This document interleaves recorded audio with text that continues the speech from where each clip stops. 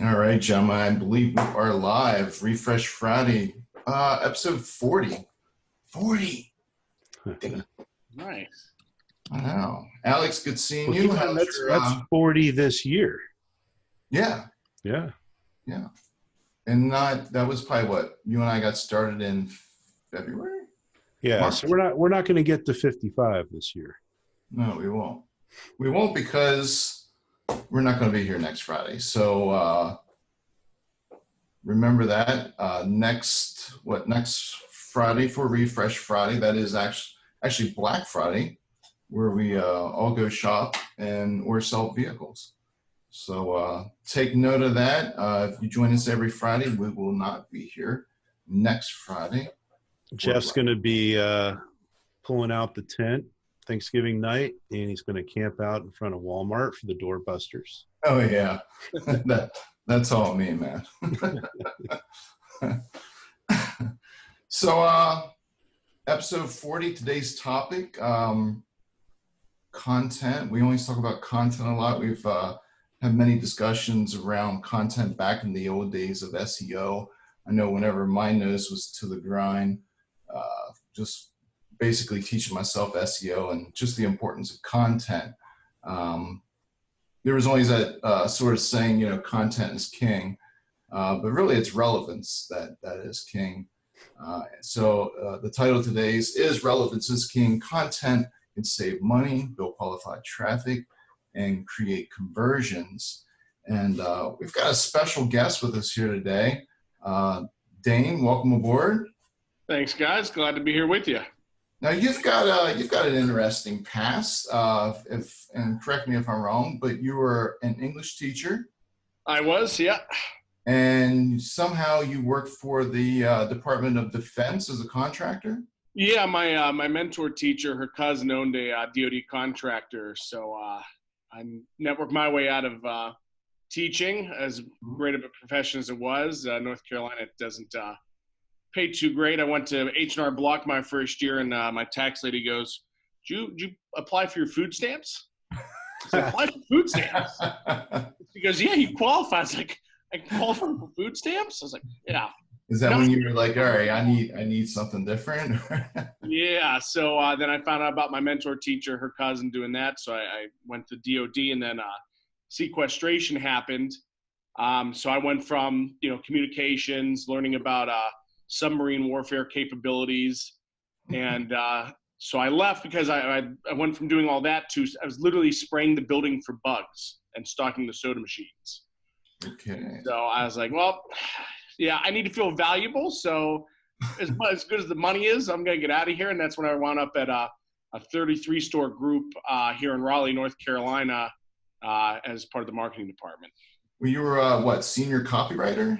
Yeah. So I was part of the writing team, and then just busted my hump and earned the title of senior copywriter. And one of the things that I liked about what our marketing department did was, they sent us out, to the dealerships to shadow salespeople, take test drives. Because how can you write about a dealership if you've never been in one, and how can you write about a car if you've never driven it? So we would go to all 33 stores and interact with people and shadow and listen to how they talked, what they said, the interactions, the process, and going to the service bays and talking to the service people and F&I and listening to conversations.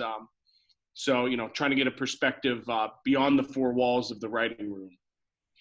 That's great. I mean, it's great that you were working with a group that actually appreciated and saw the importance of course, marketing, but just, copywriting and content itself.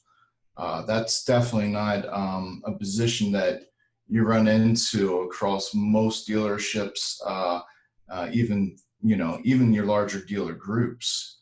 And I was with a larger group as well. And we sort of did the same thing. It's a little bit longer ago, but we would visit all the dealerships. I already had a dealership background before coming on board there, but it definitely gave you an advantage if you could go visit each dealership, speak with the people, They always had something different to say. It was a great time to speak with customers and gather reviews and all that good stuff. So yeah, absolutely. no, it's that's great. And again, unique position, and not one that too many dealerships place any importance on. So yeah, that's fantastic. Now, amongst all this, and of course, we'll come back to your copywriting and marketing and all that good stuff. I think I know where this is going. If I'm not mistaken, I used to be a pretty big fan of WWF. That was way back in the day. But it definitely would have been interesting to turn on some WWE, and apparently you were a professional wrestler. I was back in the days when I actually used to go to the gym. But yeah, I was a fan growing up as well. I mean, I haven't watched the product myself in 6-7 years. But yeah, so I was a fan growing up. I got into it. I had the opportunity to tour Japan, lived there for about 3 months. The UK, wrestled in Hawaii, probably about 36 of 50 states. Got to I wrestled Ricky the Dragon Steamboat, Hurricane Shane Helms. Really? Partied one night with Ric Flair in Pittsburgh. That was what year? What was the year for this? So I started in 2003, and I still do it occasionally, but it's been like 2 years since the last time I had a match. But so till about 2016. And how did you get into it? I went to a local show. There was a local Pittsburgh show, and we went, and it was awesome. It reminded me of the wrestling I grew up with, and not necessarily the TNA and just nonsense of the early 2000s. Even though it's still good, you had a lot of great guys, a lot of really talented wrestlers even during that time too. But and I just walked up to the promoter. I said, "How do I get started?" And got connected with this. My trainer, his name's Joe. He had this building in just east of Pittsburgh. No heat, no air conditioning, broken windows, door that you had to padlock shut. And just got in there and just worked my tail off. So, how many matches were you in? That's a good question. It was a lot. Yeah, I mean, whenever I was in a tag team for the longest time, we were called the Gambino Brothers, and I mean, we'd wrestle Friday, Saturday, and Sunday every weekend. Do some Thursday shows, sometimes Tuesdays, and that was, I mean, Thursday or Friday, Saturday, Sunday for about 6 years. So, wow. 7 years. So, I've broken my right thumb 6 times, chipped teeth, tore muscle in my neck, tore meniscus, shattered my heel, broke every toe, 3 known concussions, diagnosed concussions. That's probably why I'm a little goofy. Tore my bicep, tore my quad, a couple other injuries too. So. And they say it's fake. Yeah, I'm good with staged or predetermined, but yeah, fake is not one that I'm good with. Yeah, I was pretty heavy into it back in the late 80s, early 90s, the years of Hulk Hogan and Ultimate Warrior and all that good stuff. So, man, that's a great story. That's just not something that you run into that someone does every day. So that's cool. Well, yeah, did you have a wrestling name? What's that? Did you have a wrestling name? Yeah, I was Nice Guy Mickey Gambino. Nice guy. Nice guy. Yeah. So it's an homage to my mother's side of the family. I'm Italian-Irish, and on my mother's side we have Gambinos. So and my mom's name is Michelle, and everyone calls her Mickey. So I just kind of took her name. So now everything that you learned in the ring, how did that parlay into becoming a senior copywriter and marketing manager and stuff for a large dealer group? Is there anything in the ring that parlays into that type of job? I bet nobody talks back to you. Commitment. Just commitment. I mean, it's just, you have to, I mean, that's why, we spearheaded whenever I joined that team, and the marketing director, who's now our reunion CEO, Dave Sponicky, was so encouraging of, getting to know the craft, and then not just the craft of writing, because, I went to college, got my degree in English writing and English education. And but it was, the learning the craft of car sales. That's why, like I said, we got into the dealerships just to watch the craftsmen ply their trade, and so just committing to that, and then committing that, understanding, assimilating that information that I learned in the dealerships, and applying that to what I knew about the art of writing itself. So great answer, man. Great answer. I tried to find a connection. Yeah, it was a little bit of a stretch, but so back to the whole topic and why we're here on this Friday. I guess I'll open it up.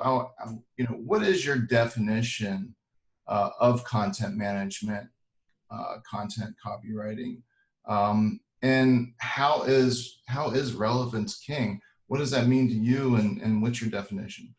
Yeah, I mean, so content, like you already referenced, it's sort of a cliche at this point, content is king. Yeah. And that's whenever people really just starting to really get into the idea of, building your own website, having your own presence online. Mm-hmm. And it worked then, and one of the big things I've seen at different conferences I've been to is the idea that, you sort of have to evolve your approach. And so that's why, like you said, relevance is king. That's the evolution of content. So what is content? I mean, content is your dealership, your brand. It's what you say, it's your message, the words you use, where you place those words, whether it's your site, what channels and platforms that you use. So content is your message and the way you deliver that message, the means by which you communicate it. And managing that is understanding, how to prioritize and how to build content that matches the search intent of people in your market. Yeah, that's obviously content really is, I guess, probably one of the more important attributes of SEO as a whole, correct?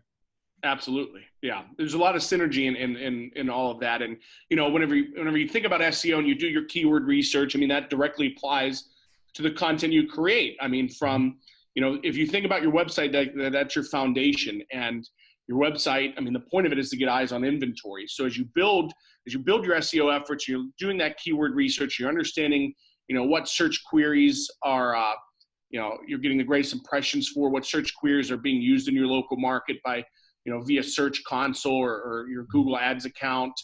What's being asked, how are they asking it? And then not only, does that fuel your SEO efforts, but then it fuels your content strategy.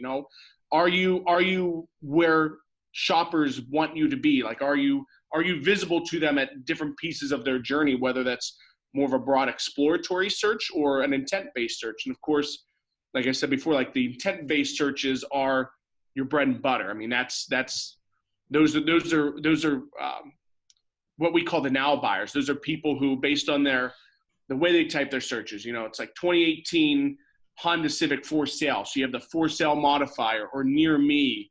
So they're different words that kind of signal to you the level of intent and where they're at in that customer journey. And then you go, okay, do I have the content to meet them where they're at? And that goes from, of course, from your VDPs to your SRPs to, we do these model research pages that are sort of like the intermediary there. Mm-hmm. And then, if they're looking for features, one funny thing is, just as a side note, when you do your keyword research, I swear to you, if you look it up, Google like Porsche models explained, and you will see the number one in that search result. No matter how you do it, no matter where you're at in this country, Union Marketing is the number one for that. Because when you do your keyword research, we found that there was a gap there. No one was really answering, what Porsche models were, the breakdown of them, and we found that gap, and we've been ranking between number 1 and 3 spots above even Porsche.com for the explanation of Porsche models. So what was the keyword search? Like Porsche models explained. Okay. So how deep are you going into that one? Are you, explaining the differences between, say, a GT2 and a GT3, or is it just 911s versus Caymans kind of thing? But like 911s versus Caymans. I mean, we didn't get that granular, but people just didn't even know what the breakdown was. Like what was the differences between them, and just a very simple breakdown. So when you do your keyword research, you find those opportunities. I mean, that's what SEO and content is all about, is finding the opportunity where you can increase your presence where shoppers are.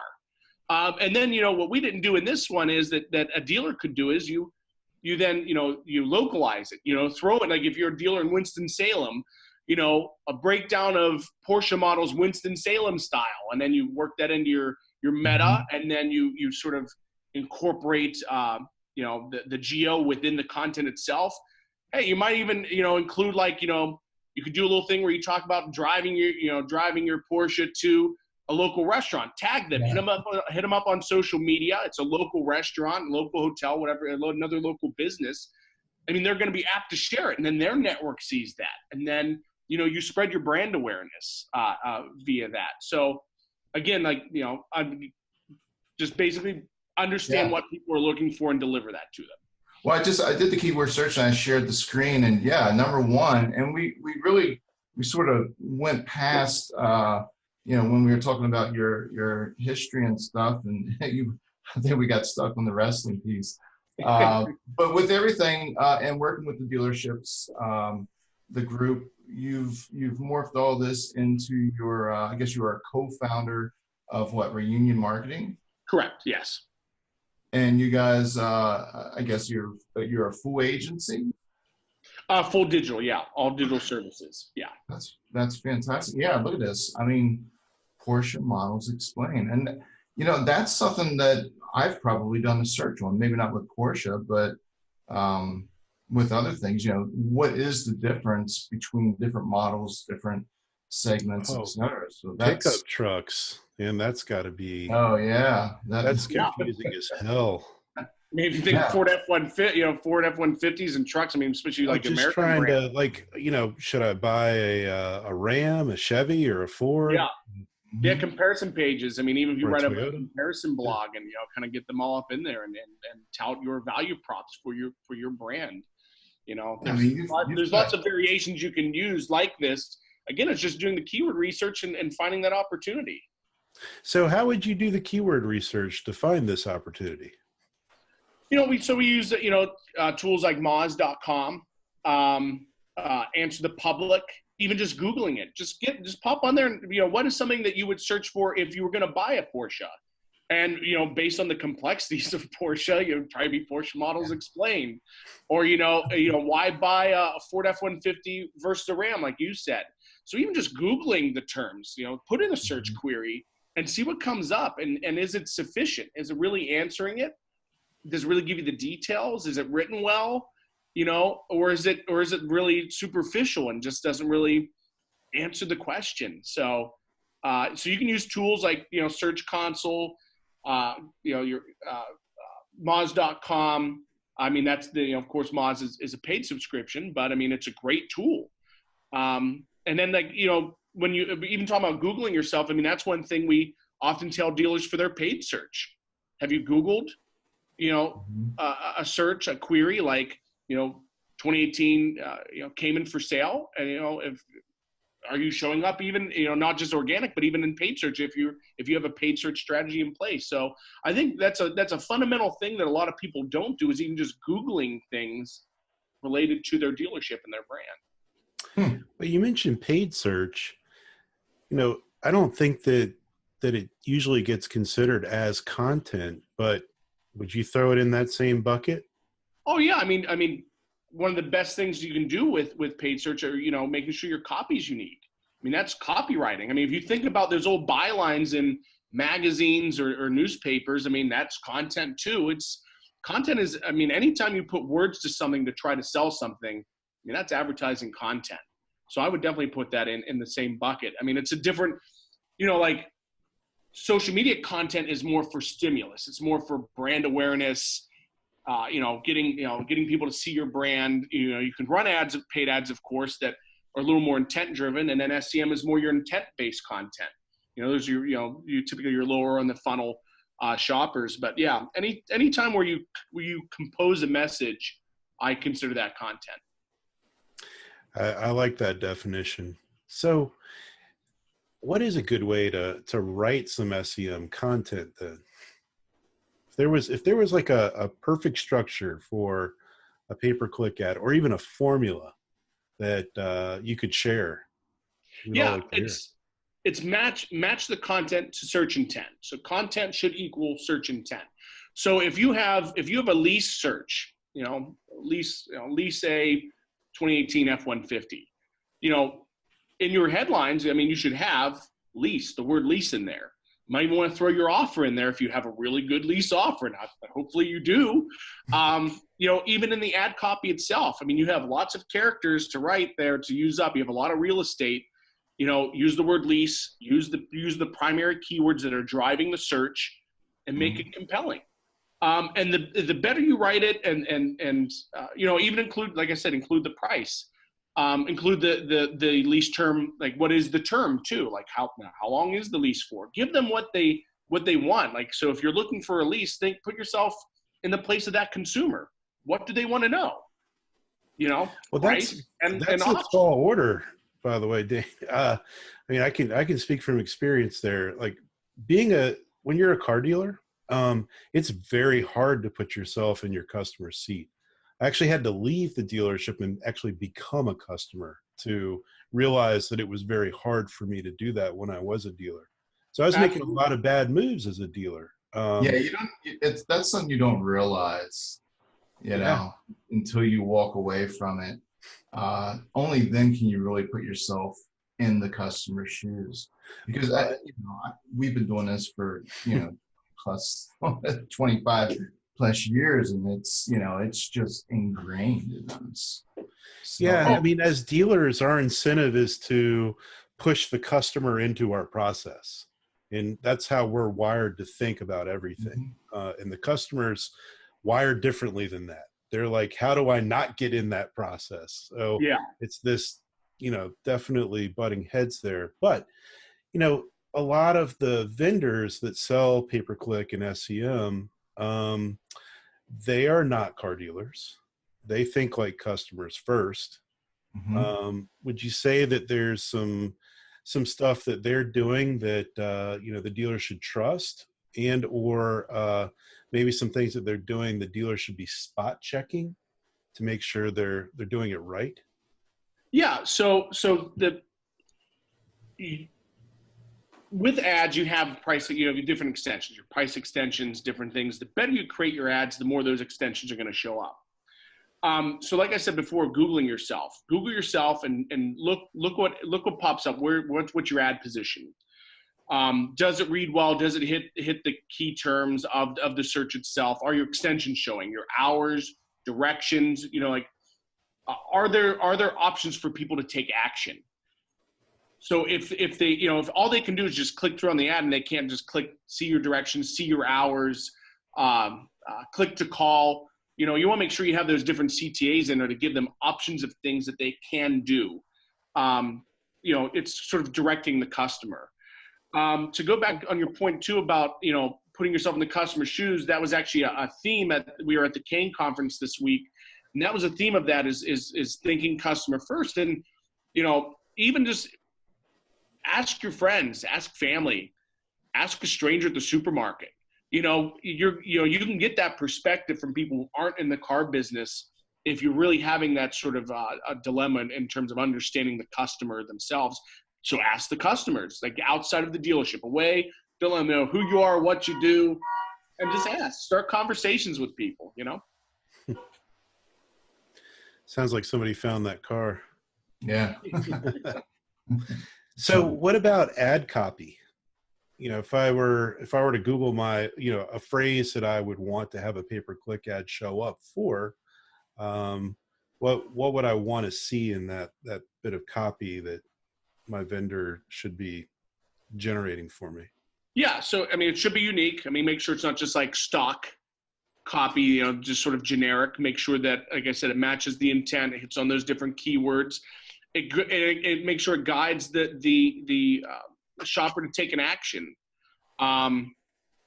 Make sure that it makes sense for the ad. Like I said, if you have a lease, if you have a lease search, I mean, you wouldn't want in the copy like come in and make your buy today. Make sure they're coming in to take a look at a lease. If it's That's a great one.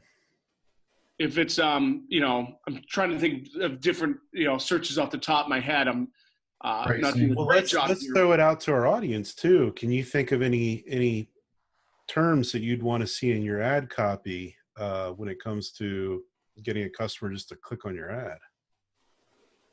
Well, and I believe I've got one of your presentations here, Dane. I think you've got sort of a how to structure the ads. And let's see if I can bring it up here. But I like that, you know, don't use the word buy in your ad. I think that's a yeah. If it's a lease search, you know, meet them where they're at and what they want to have. Mm-hmm. So like I said before, I was talking about your price extensions, your hours, address, and everything. You know, the better your ads are structured, the better your account performs historically, the more likely those extensions are going to show, and you're taking up more real estate in those spots for ads. You're pushing people down the page, or, you know, on mobile, as you dominate, and you know, even think of organic too, you push them below the fold. They're seeing you front and center. So take up more real estate. One of the big things is too with you can see here with this example, it says like structure. You know, make sure you have a custom URL path. Make sure you're using the headlines appropriately. Having the right directions, you know, shop and enclaves, you're giving them those CTAs, you know, make sure it's mobile friendly. Like I said, do a search even on your phone. But a big one there is that on the far right, quality score. So quality score directly affects your bid price. So for example, if you have an ad that has a quality score of 3, and quality score is based off of several factors, click-through rate, ad copy relevance, landing page relevance, and notice the common theme there, relevance. So the better ads you create, the higher your quality score will be. So back to my point, a quality score of 3, you have to pay twice as much. You have to have it twice as high of a bid to maintain the rank, that position in the ads, as a quality score of 6. So you can half your bid price just by maintaining a great quality score, and that's based on structuring your ads and your campaigns and your ad groups the right way, and that's granularly. So you should have hundreds and hundreds of keywords and ad groups within campaigns so that you're hitting shoppers at varying levels of intent.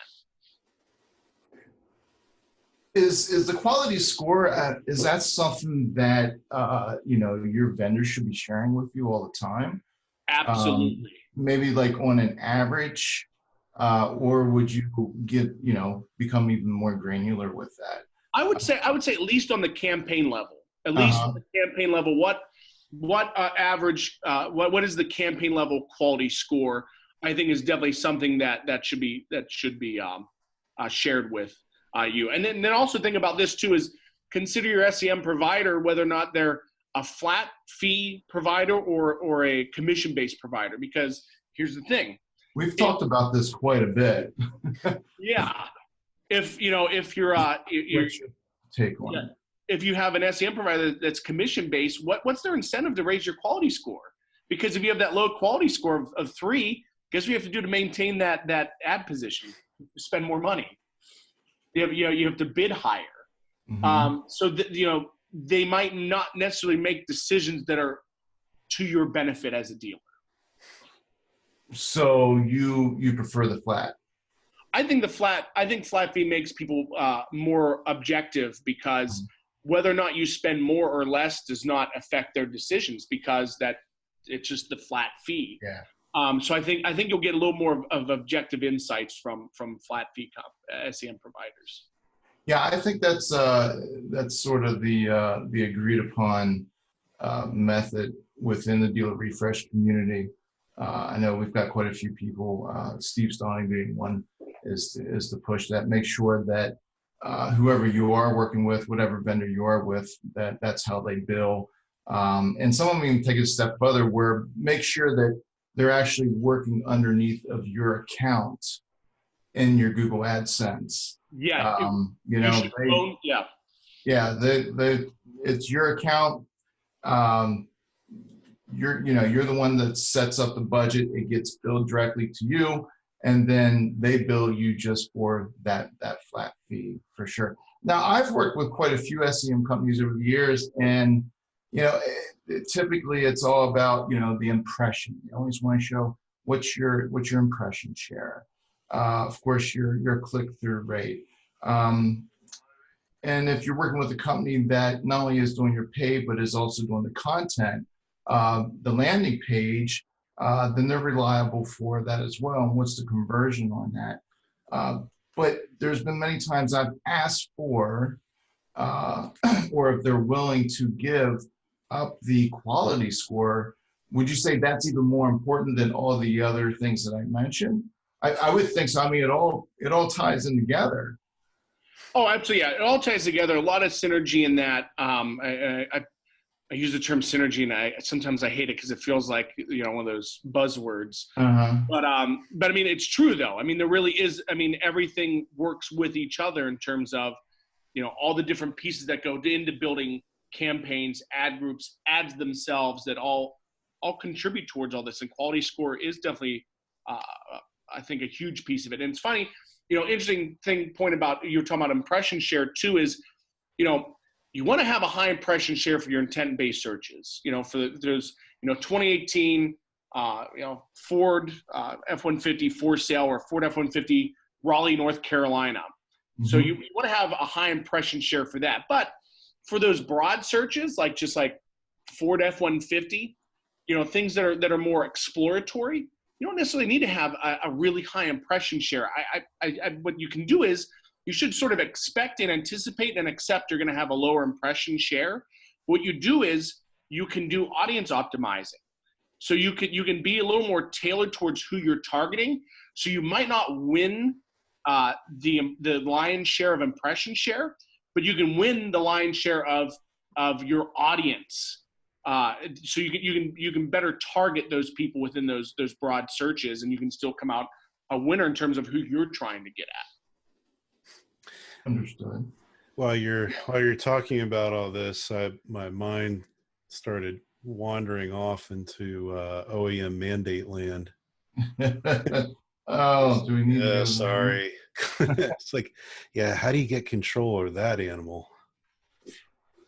But, I've always found that just about every one of those programs, especially with paid search and paid search, remarketing, banner ads, all that good, it really works against you. I'm on purpose go with the company that isn't part of the co-op. Yeah, that's something we need to get to the bottom of. There's got to be some sort of simple formula, and we're not going to do it on this show. I'm just saying for a future thing, and love to explore it. Like, are you paying more for OEM mandated things or co-op things? Well, you may not be paying more on the invoice. No, not on the invoice, but I mean in the overall. Yeah, you're paying for it. I mean, think about with this stupid name keeps swimming out of my head. Just like your banner advertising. A lot of times if you're going with the OEM mandated programs, they've set the art. They've already pre-approved the different art that's allowed to be presented in the banner ads. And very rare is it something that's branding the dealership. It's branding the manufacturer, the incentive that there is one. And then a lot of times it's the dealership's name is like real small, maybe it's up top at, or on the bottom. And for me, when it comes down to banner advertising and such, that's, very visual. And to me, that's the prime opportunity to be branding your dealership, your message. So, to me, I would never go with a vendor that's, co-op through the manufacturer, if that was some of the rules. Hmm. You know, what's funny is thinking about, sort of OEM mandated things. It was at Driving Sales. And God, I hope I get his name right. I think it's Ryan Girardi. Sounds familiar. He was asking us, because we were talking about, like I said, OEM mandated things. And he said that, I think if GM like mandates like 12 banners or something, like they have an advisor that checks how many homepage banners you have. Yeah, And we were talking about that because we actually did here at Reunion. We did our homepage banner study, and it was like 5% of all homepage clicks are on the banners. Only 5% on homepage banners, and of that 5%, 50% were on banner number one. Yeah, the same. So It's the same number of people that go to your specials page. So they're being mandated to create like 12 50% of the 5%, but they're essentially 12 pieces of useless noise. I mean, imagine how much time you could have your designers or your copywriters, your marketers, all that extra time they could spend doing things that actually matter. Like using Hotjar to look at how people are behaving on your homepage or, on your site, different pages, and understanding consumer behavior that actually matters to creating leads for you to sell more cars. Instead, you're tasking them with like 3 hours of banner work. I mean, it's well, if relevancy is king, yes, this is gotta have relevant banners on your homepage. That is vitally. So, while we're on that topic of non-relevant content on your website, so outside of those banners, and I think we also just basically said that, or at least I said it, specials pages might not be super relevant to the consumer. But what else? What are some other things that that dealers have a tendency to put on their websites that isn't really relevant? Yeah. So I mean, it's starting with making sure you have like the most fundamental pieces that match, really low funnel, high intent buyers. From your VDPs to nicely structured SRPs. We create model research pages that sort of like are an intermediary that kind of give a little bit of copy, some nice images, and some why buys, and then right on that same page, inventory, because I mean that's what we're trying to get them to do. We don't want to have to hot dog Saturday. Yeah, exactly. And then so don't necessarily take the time to create it's great to talk about philanthropy. It's wonderful to let people know that you contribute to the community, but you don't really necessarily need an entire landing page built, like dynamic landing page built that shows all these different things.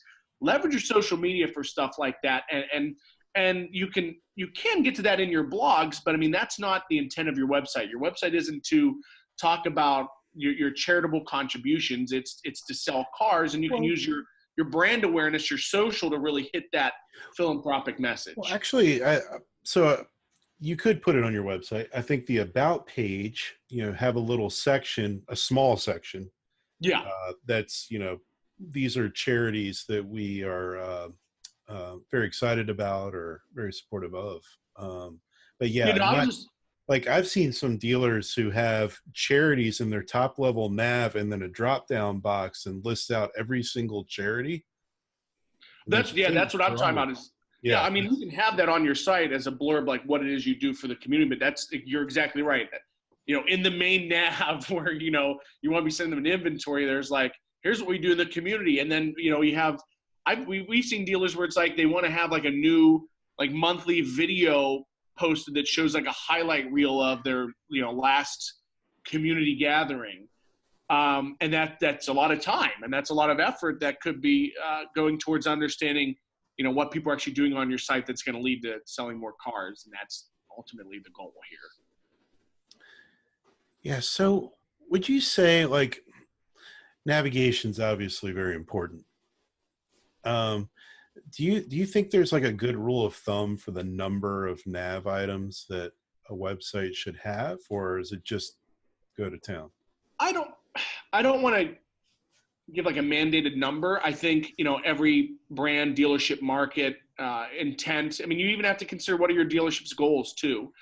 But you don't want to, whether it's nav or, chat and different options and things to do. I think the simpler the better. Make it clean and concise, and make it clear to give them the direction where you want to send them to. And so I think sort of making nav too complex, it works against you. So I don't want to give a certain number, but just think about what are your primary objectives, and specifically for like what are your like most important business objectives, at least in the short term, and then you can sort of make decisions based off of that. But I would just say clean and simple. Well, I also think it should match. You were speaking earlier. What are customers searching for? What are the words that they're using? Maybe that could carry over into your navigation, your UI for the customer. To go away from that real quick, I was just, what were some of, as you were visiting, the 33 dealerships, because we've been talking a lot around paid. I'd like to maybe go back to the organic side, or, what were some of the campaigns that you were running that were, especially effective for you and the dealerships? When you visited the dealership, what were you sitting down and going, okay, this is going to be the campaign. This is the content we're going to use. What type of content were you using? Were you using video? Was it mostly just on page? How are you promoting it other than paid search? Did it tie into social?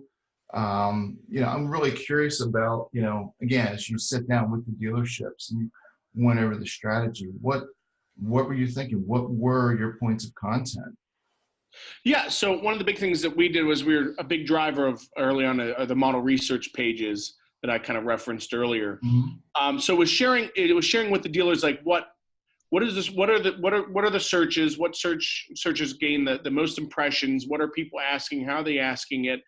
And then understanding, do we have the fundamental pieces in place from, like I said, from the VDPs, SRPs, MRPs, and then building out from there. And then that it can even tie into your blog. So we would do, we would say, okay, right now, for a Nissan dealership, the Altima, we're getting lots of search traffic for an Altima. Okay. So, okay, we look at it, go to the VDP. Do we have, giving them just a few options, like get price or test drive? Are we giving them buttons to click on that can turn them into a lead? Are we making sure we're not overwhelming them? So are we understanding what they're doing on the page? So using tools, like I referenced earlier, like Hotjar, and seeing where is it that those heat signature is, and understanding so what are the most effective buttons then on that VDP? So do we have that in place? Is that structured well? And then, okay, now do we have an MRP? So do we have an MRP for the Altima? Do we have the right value props in there? The right why buys based on other signals within other searches. So it's like if they go, how many trim levels are there for the Altima? And we see, that's a significant portion of search. Well, then the why buys that you would do, you'd be like, if you have six trims of the Altimas available at the dealership, and I'm kind of making this up off the top of my head as I go, but the point is understanding what is it they're searching for and delivering that content. And then you can extrapolate that, and then you go, okay, since we know that they're searching for types of trims of the Altima, let's write a blog about it. So you write a blog that breaks it all down, describes the varying levels, what you get, the benefits of it, and then you post it on your social, and then maybe you post it on Facebook and you boost the post. And then you put it on Twitter, usually write hashtags, so you can leverage different platforms to promote that message. So again, it's all tied, but starting with that foundation of the VDP to get them to turn into a lead, then the MRP that hopefully will get them to view the inventory, the blog that links to the MRP or the VDP to get them to look at inventory. Everything's driving back to that VDP and that to get and SRPs to get them to look at your cars. So, finding or having someone at the dealership level that understands this, that's not going to be every day at probably 90% of the dealerships out there. They're on Dealer Refresh. Yeah, we probably got them all. But if there was someone that maybe was up for the task, where's some different areas that person could gain some of that content? Maybe they're not the best writers in the world. Maybe you know, they can't formulate great content and format it out correctly. Is there some, where can that person at the leadership, where can they visit? Is there, you know, maybe you've got some point of references. Maybe there's something at the dealership that they can go to. Any suggestions for someone that would be in that position? I mean, if you're talking to somebody that's really sort of a novice, Yeah. look at competitors and what are they doing? You know, do they have a blog? Or even look at find like a leading, you know, 20 group dealership and see what they're doing and model that. You know, I mean, you don't have, you know, you don't have to reinvent the wheel, but you know, within content that they're producing, you know, what is something that you feel confident in talking about, and then you can base it off of that. You know, of course, align it to what you're seeing in terms of your search volume and everything. But you know, and a fundamental thing is, you know, there's a lot of easy tutorials out there. You know, if you have your analytics, connect your search console to it, integrate your AdWords to it. And it's all right there in that nav and analytics. You can see Search Console and AdWords within that console, and it's literally just 2-3 clicks. You can see what people are looking for. And if you know, and to talk on the point about if you're not like a really strong writer, there's a great website that's a cheap subscription. It's called Grammarly.com, Grammarly.com. It picks up on syntax errors, spelling issues. It really does a great job at cleaning up writing. Yeah, that's a strong tool. Yeah, if you're not a strong writer, then use a tool like that to help you kind of clean it up. It might not necessarily help you with your formatting, but at least the language and the grammar of it. Something that I would do and sometimes still do, the manufacturers pump dealerships full of brochures. Sometimes it's the full brochure, sometimes it's these little one-off 2-pagers. You know, or they've got a quarterly publication of some sort. And what I give found them away for free. Yeah, well, and what I found in the past is a lot of that content is not mirrored on their websites. It's not. It's, you know, they might have, you know, specifications, of course, are going to be the same, but the actual verbiage that is included in those brochures, or, you know, again, could be a 2-page full brochure. It's not the same verbiage that they have on their website, which you sort of think it would be the same. Now, this could have changed. I haven't really done a comparison in maybe over a year or two. But back in the day, that's where I would find some great content. Would go hit the brochure rack or the brochure closet. You'd be surprised how much information is in there. Even accessory catalogs. To talk about accessories on a blog post, you know, that always worked really well for me. I think I'm losing my voice. And something else I would do, because a lot of times I wouldn't want to have to sit there and retype all that. I'd use a program that would do a voice to text, and I just sit there and read out the brochures, and all of a sudden I've got a full page of content with a little bit of formatting, some links, and all that good stuff. Here's another one, Jeff. If you'll recall, when you and I were originally getting into blogging on our dealership websites back in the TypePad days, Yeah.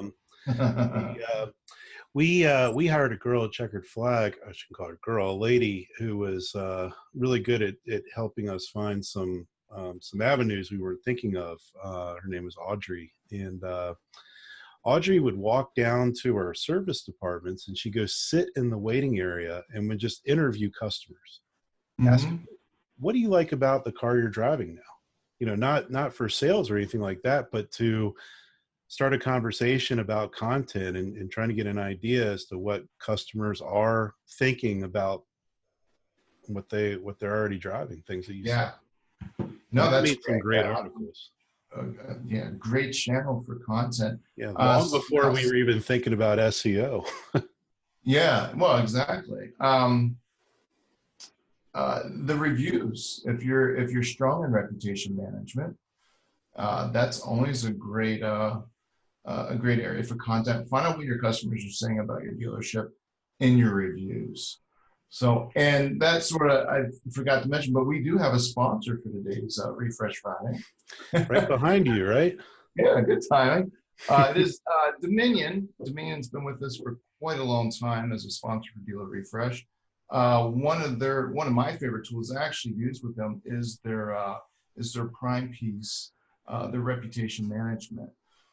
So if you are a dealership out there and you're looking for, at least my experience, a really strong platform, strong service that will monitor your online reputation, they'll interact with customers, they'll formulate the responses, whether it's a negative or positive. They'll be able to track and influence and engage with your customers again via the review. It's always been great for us, and highly recommend checking them out.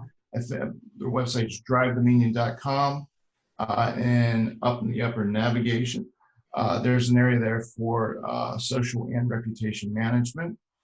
So definitely be sure to check that out if you're looking for a new platform with reputation management. It's definitely strong. So, all right. Drive Dominion, that's our sponsor for this Refresh Friday. We can go back to our great conversation discussion. I meant to put that in there earlier, but no time's better than now. So with that being said, Dan, is there anything that you would add to that? Would you agree with that? Disagree with that? So what were some other areas that maybe you could grab some great content for dealerships? And I love the fact that you were mentioning the blog. I still, I go through and I'll surf different surf the internet for different dealership websites, sort of looking for examples. Who's doing what? How do they do this? How what's the experience like for me if I were a consumer on the website? And our article is actually written by somebody in the United States. Yeah, that as well. Or a lot of times what I'll do is if they're using an agency, I'll do a search for that same article, because a lot of times the agency, if they've got 2 or 3 dealerships of the same OEM, somehow they're just basically copy and pasting it. So they write one article and they're placing it on 5 or 6 other dealership websites. Yeah, duplicate content. If they have a blog. But I still find that a lot of dealership websites have not incorporated a blog. I know years ago, and I still use Dealer On, I was ramming my foot up their asses to get a WordPress blog built into or as a part of their dealership websites. And they did it, and it's still probably one of the most strong SEO platforms for the dealership for on page. Yeah, absolutely. I mean, and duplicate content is a huge deal. And that's a great point, is to spot check your content. Exactly. Mm-hmm. Yeah. Not just your blogs, but even like different pages on your site, like different primary pages. Make sure, like, if you have somebody who produces MRPs for you, and because this is, we've seen with a client down in Florida, we saw huge traffic and conversion increases when we started building model research pages for them. Make sure that spot check that. Make sure that that's not being used on 10 other dealers. Make sure it's unique to you.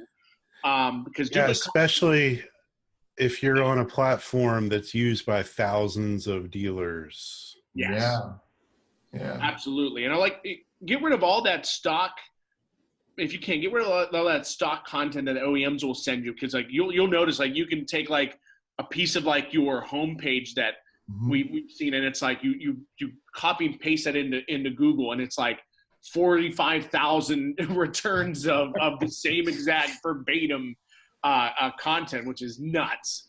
So is it still best practice to put that in parentheses?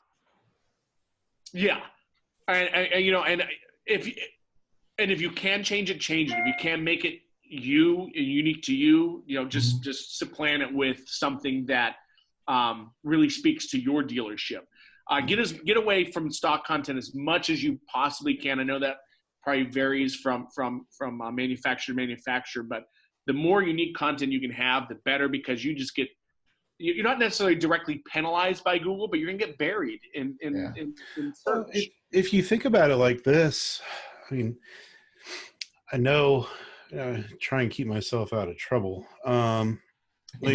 So you can spend $1,000 a month pretty easily having a website provider write 2 pieces of content for you a month. If you're lucky, you get 2. You know, this was years ago, but the lady Audrey I was mentioning a minute ago, she was a PR agent, and you know, we paid her a monthly fee that wasn't much different than that, and she was writing a lot more, and it was just for us, and it was always great. Yeah, I remember that. She would turn some really good content for you guys. Mm-hmm. So yeah, I mean, you don't have to buy your SEO content or you know, from your website provider. And so I would also say, I mean, obviously video, you know, if you're going to do a video walk around, do some random video walk arounds. There's some great content there. Do a voice to text, so that you've got the text, you've got the video. Is that something that you were doing, Dane? Yeah, and you know, we started getting into video more. Sitting. Yeah, I know. We started getting more and more into video. You know, I want to go back on a point Alex talked about, you know, testimonials. I don't want you to think, and dealers to think, that every single piece of content has to be granularly keyword based from analytics. Testimonials are a terrific piece of content. I mean, on your blog, you should even have a category for testimonials. And then you can sort of sort it with tags based on, you know, what was the model that was sold, trim level, things like that, to help people, you know, ease that user experience for them, to even find like testimonials about the types of vehicles that they're looking for. And you can have that on your site. You can definitely push that on your social. You know, so testimonials are a huge thing, and now video testimonials. Now tying into the video aspect of it. If you have an iPhone, you can do a video testimonial. I think that a lot of people, and we were too, as an agency, we're really afraid. I know you can see the green screen, all sorts of manufactured pieces back there, but you know, be genuine. You don't have to have a Hollywood production for a testimonial. You know, just grab your iPhone, get that customer, and film something with them. Just get it up there. I think consumers oftentimes find overly produced content to be disingenuous. So just be you. Be yourself as the salesperson, and in being who you are and getting that customer in a real raw, true way I think that's going to be hugely beneficial. And I think a lot of people are missing out on that, building their own personal brand. It's not just the manufacturer's brand. It's not just your dealership's brand. You as a salesperson, you should be your brand. And so you should be putting that up on your own social media too, in addition to just the dealerships. Yeah, that's a strong point. And it still boggles my mind why we don't see more car sales professionals doing something like that, branding themselves. Definitely more than what you would have 5, 6, or 10 years ago. We've got someone at one of our Toyota dealerships, and he's really strong with it. And you know, he hasn't taken a fresh up in, I think, 3 or 4 years, if I'm not mistaken. He's got a hell of a following on Facebook. He does typically about 1 video a day. You know, you either do a walk around, or sometimes it's just something very transparent about him, his weekend, whatever it may be. you know, try and tie it into the overall message. But still, you still don't have, I don't see a lot of salespeople branding themselves. And what great content, it's relevant, you know, the whole point of today's Refresh Friday. Easy to do because who doesn't have, you know, a phone that's capable of doing it? Who doesn't have a Facebook page, etc. So it's, yeah, I mean, I go back whenever I started in sales, I did start my own website. I was selling Volkswagens. I had vwrep.com, so I had my own domain. I leased a Beetle Turbo, and I had the domain, you know, I had the whole car wrapped in my domain. I had t-shirts, I had jackets, stickers, everything was vwrep.com. And this was before Facebook, so I didn't even have the advantages of Facebook or any social platform out there. You know, I had sort of your traditional ways of getting it out there. And one of the most popular pieces was, back then the slogan was "Drivers Want It," if you recall. So I had a drivers found page. So a photo with every customer in their new Volkswagen and a little blurb. I like that. That's great. Drivers found page. And, you know, and again, this was what, back in 2000. So 18 years ago. Yeah. 99, 2000. Geez.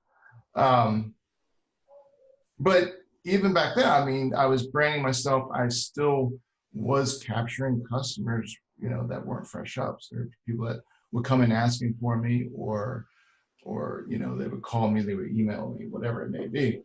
Not to go down a different tangent, but the whole point being is, it wasn't difficult to find relevant content to share with, you know, potential customers.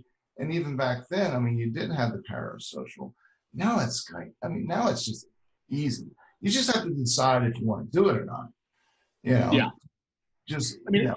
how easy would it be? You know, you do that testimonial. It's so easy to put on your site, then to get on your social, get on your Facebook, have an album, drivers found, put on your Instagram. You can literally take that one video and put it on multiple channels to reach multiple different audiences.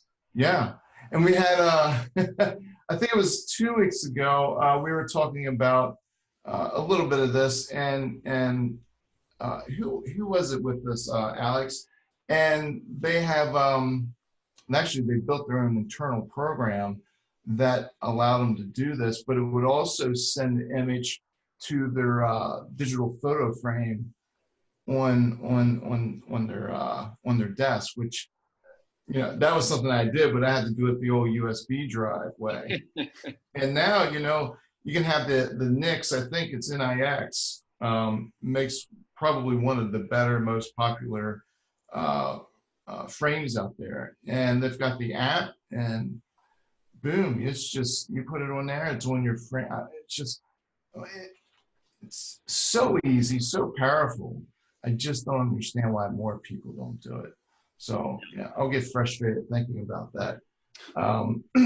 But what are some other areas of content that you would work with the dealerships? Maybe something that isn't as common, you know, as a quick video, or looking at reviews, you know, using the brochures that the manufacturer ships to the dealership, and they're laying all around. You know, are there some other things that a dealer or sales or a dealership can look at? And maybe let's just focus on the local part, mobile local.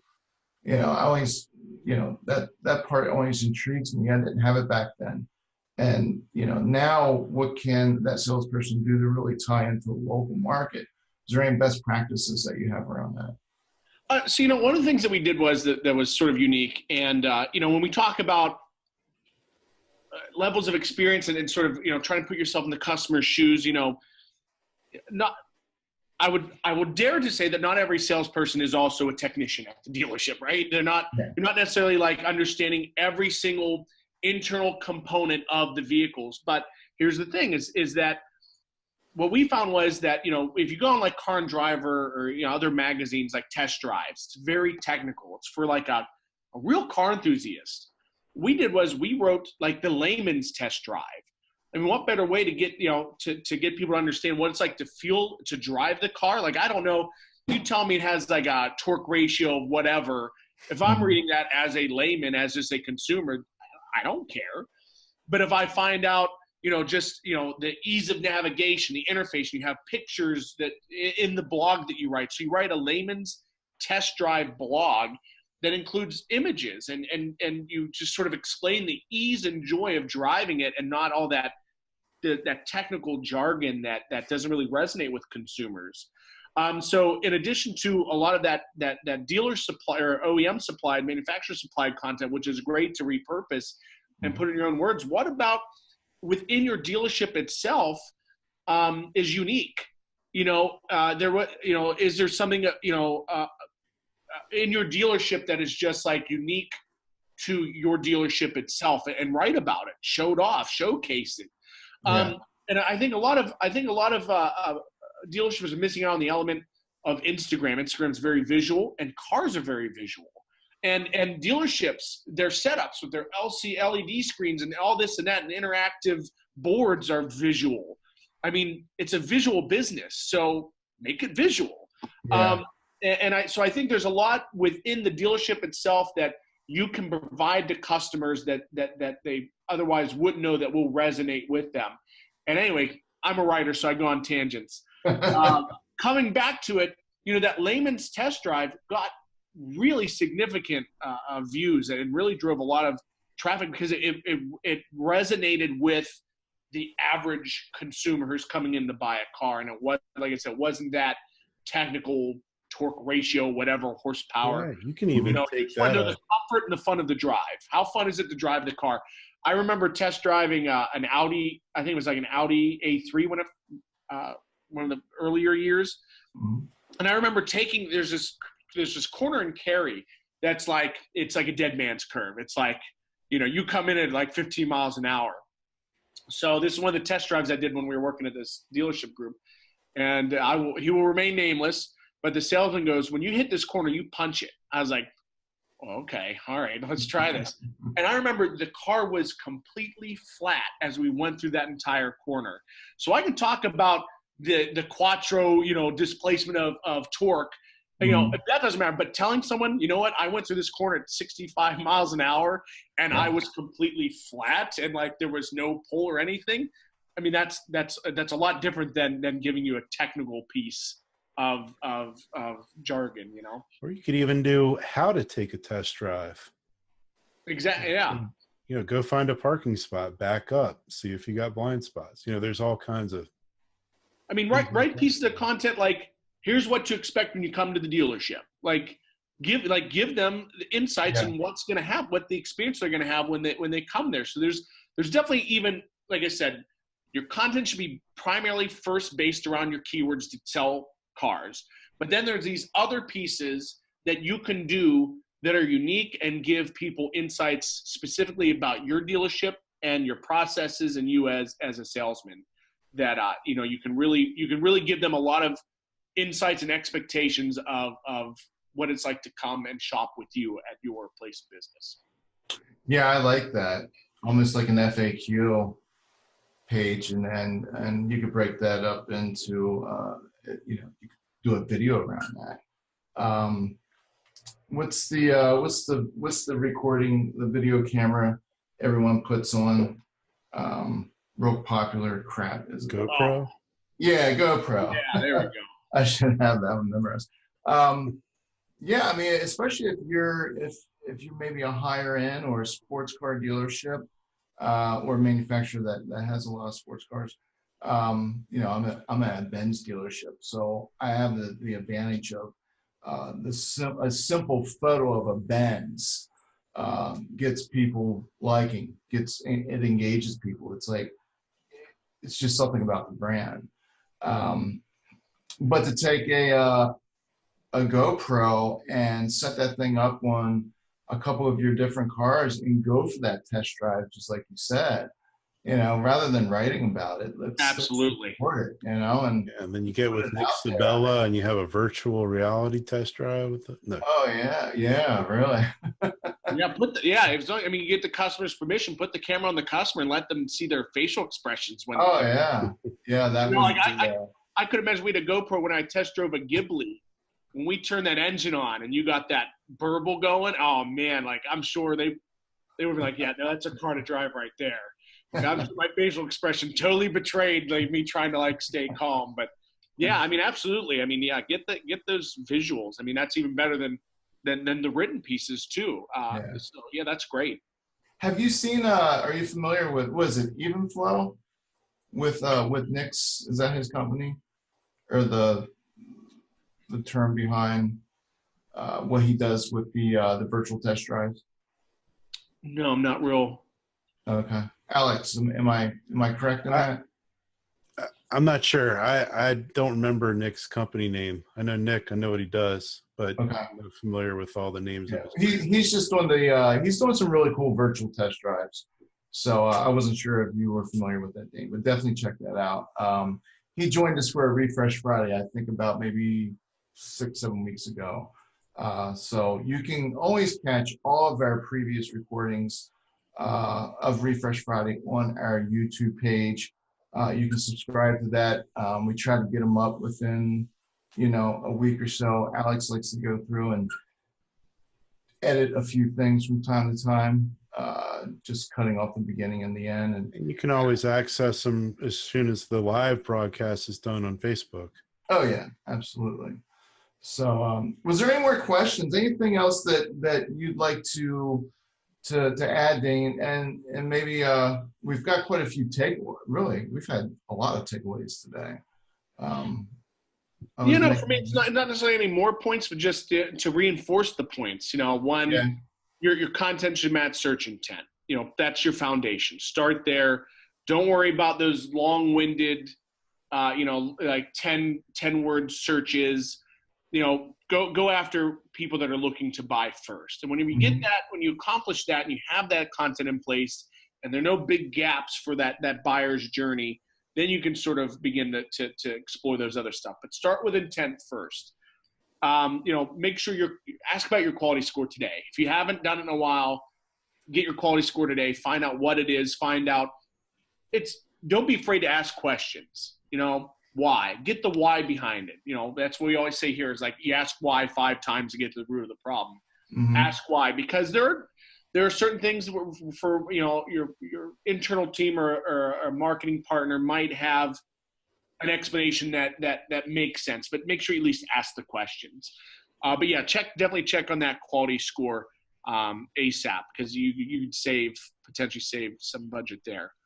Yeah, I mean, whoever you're using, so what you're saying, whoever you are using for paid search, start asking for that quality score. You want to see that in your monthly reports. And don't forget to ask the OEM mandated one that you're not regularly talking to the same questions. Oh yeah, see which one, how their answers compare for sure. Yeah. Dan, it's been an absolute pleasure. We could probably, I mean, it's 1/4 the hour. We could probably go on for another hour. I mean, I always like the topic of content and relevancy within the content. It's something that a lot of dealerships just don't have either the bandwidth or the personnel to do it in-house. And unfortunately, when you do outsource that to an agency, it's a lot of times maybe they come out of the gate strong, but I've seen it just sort of simmers after a while and dissolves. Yeah, they're real quick. You start finding if you don't inspect what you expect. Yeah. Ooh, I like that. I like that. If you don't I like it. Yeah. Two final quick things on specifically copywriting to keep in mind. I always like to tell dealers this too, and anybody who owns a business. There's 2 things with writing. One is when you use personal pronouns, you have a higher click-through rate. You have a higher engagement rate. Like, I want my test drive. Take me on my test drive. Like see my potential buy.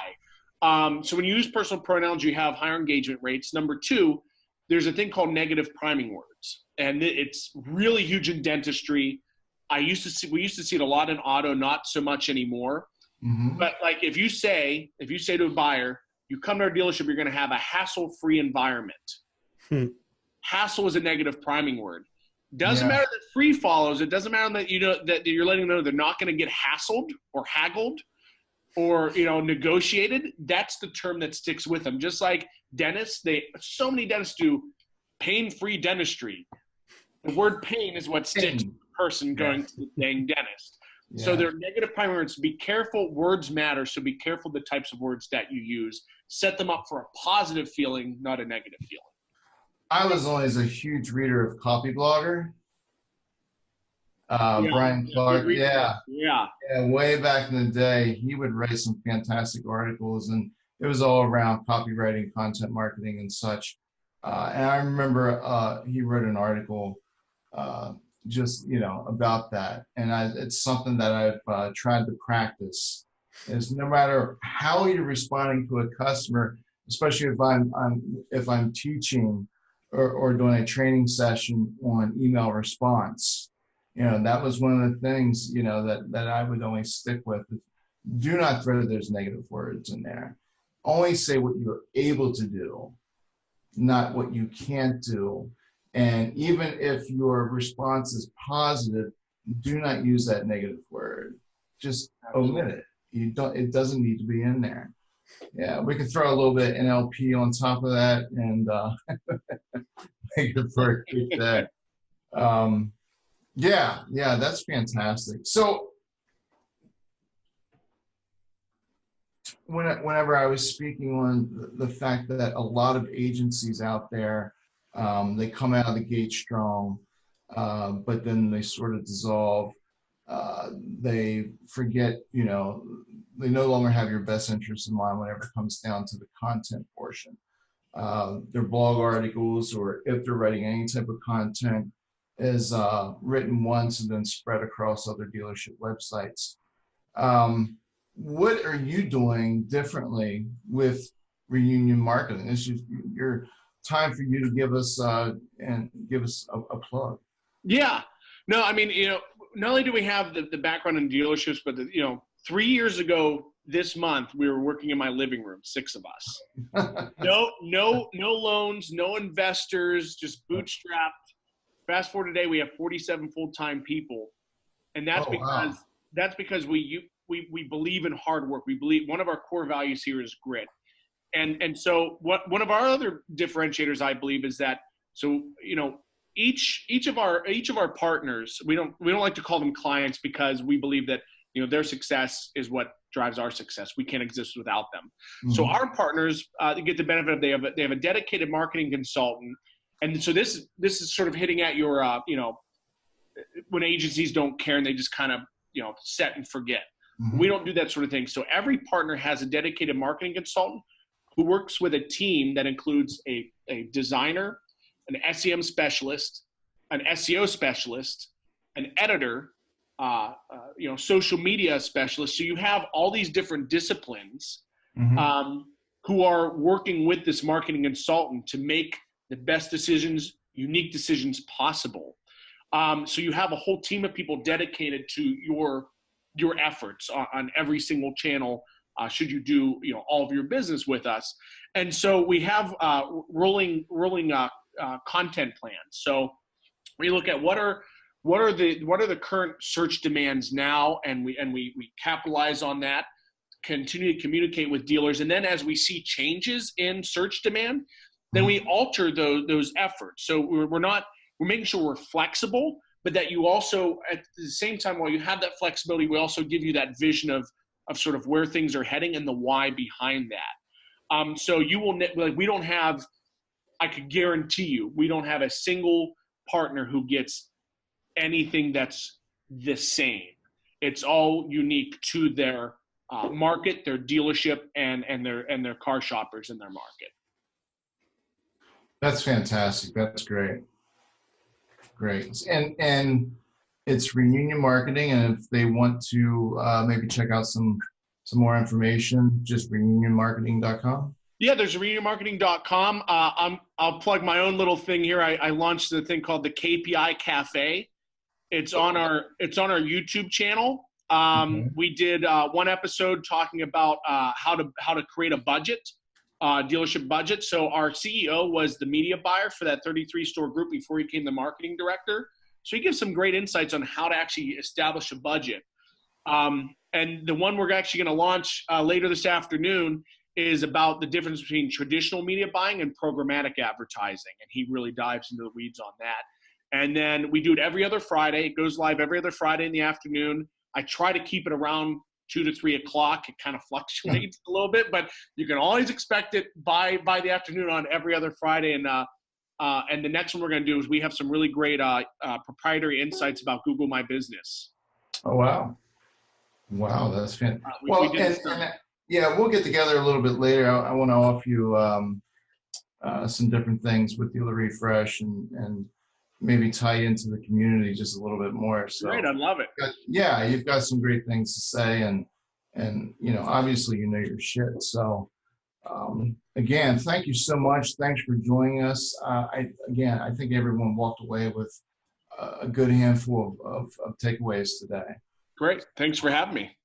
Yeah, and we'll have you back on board here shortly. We'll have you maybe first quarter of next year or something. Sounds great. We'll dive into some more content topics. So sounds good. Maybe take one of these things we hit on today and go really deep into it. Yeah, deep. All right. Again, if you're watching, we will not be here next Friday. It is Black Friday, and we're just gonna go sell some cars. Yeah, go sell some cars. So, but for everyone that's still on board, thanks for joining us today. And thank you again, Dane. And we'll catch everybody the Friday after next Friday. Yep, when all the turkey's gone. When it's all gone. And if you're looking for previous episodes, of course, you can catch them here on Facebook. But we've also got some edited versions and lots of other stuff, some cut down, snippets from different Refresh Fridays, some things from our sponsors. There's also and thank you to Dominion for sponsoring this Refresh Friday. And over there on our Facebook page, we did a sit-down webinar with them. And there's some great information over there. It touches on reputation management, social, paid search, all that good stuff. Alex, you did a dedicated job to breaking those out into really nice bite-sized videos. So be sure to check those out. And other than that, again, we'll see everybody the Friday after next. Thanks again, guys. Have a good Thanksgiving, everybody. Yes. Happy Thanksgiving. Take care.